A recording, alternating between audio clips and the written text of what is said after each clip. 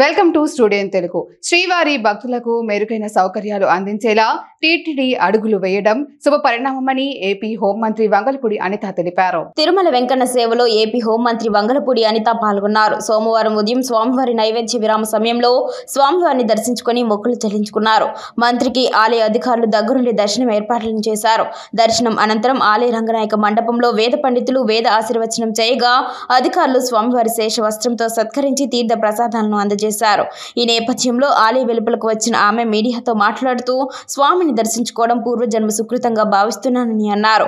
NDA హయాంలో ప్రతి ఒక్కరూ సుఖ సంతోషాలతో ఉండాలని స్వామిని వేడుకున్నట్లు తెలిపారు. స్వామివారి భక్తులకు మెరుగైన సౌకర్యాలు అందించాలని టీటీడీ చైర్మన్ తీసుకోవడం ఆనందంగా ఉందని అన్నారు. అందరికీ నమస్కారం. ఈరోజు గౌరవ తిరుమల తిరుపతి దేవస్థానం చైర్మన్ గారు నాయుడు గారిని ఈరోజు మర్యాదపూర్వకంగా కలవటం జరిగింది. ప్రత్యేకంగా పాయకరపేట నియోజకవర్గంలో ఉపమాక వెంకటేశ్వర స్వామి ఆలయాన్ని 2015లో టీటీడీకి హ్యాండ్ ఓవర్ చేయడం జరిగింది.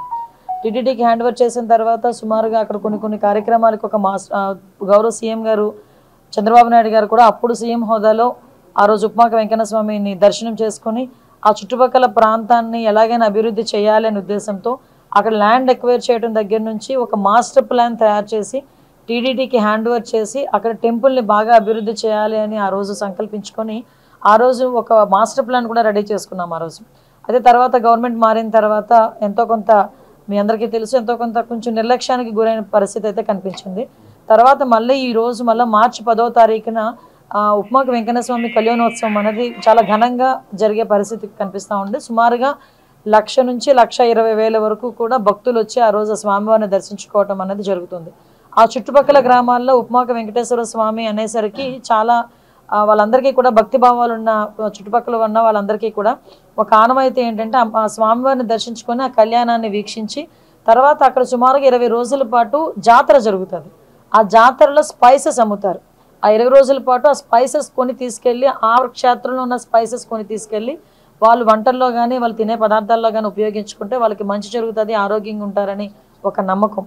ముఖ్యంగా వెంకటేశ్వర స్వామి ఆలయం అనేసరికి వెంకటేశ్వర స్వామి నైట్ అక్కడ స్టే చేస్తారు, సేద తీరుతారు అని ఒక ప్రతీక.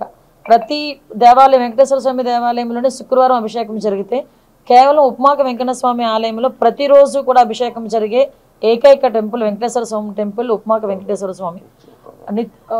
మనకి నిత్య ఉత్తర ద్వార దర్శనం కూడా జరిగే ఏకైక టెంపుల్ అది వెంకటేశ్వర స్వామి టెంపుల్.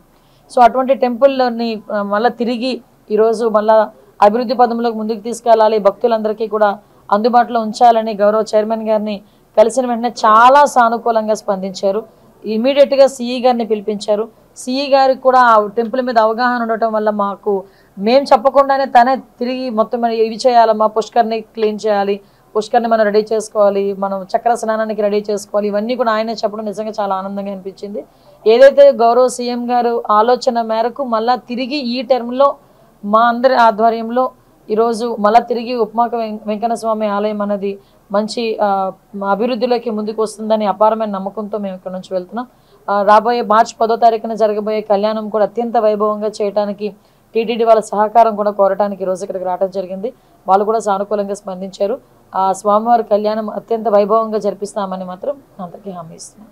Thank you.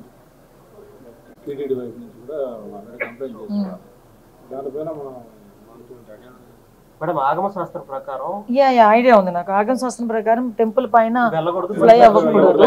యాక్చువల్గా లాస్ట్ టైం కూడా మా దృష్టికి వచ్చింది ఈ విషయాన్ని. మేము కంప్లీట్గా దాని మీద ఒకసారి ఎంక్వైరీ కూడా వేయమని చెప్పాము.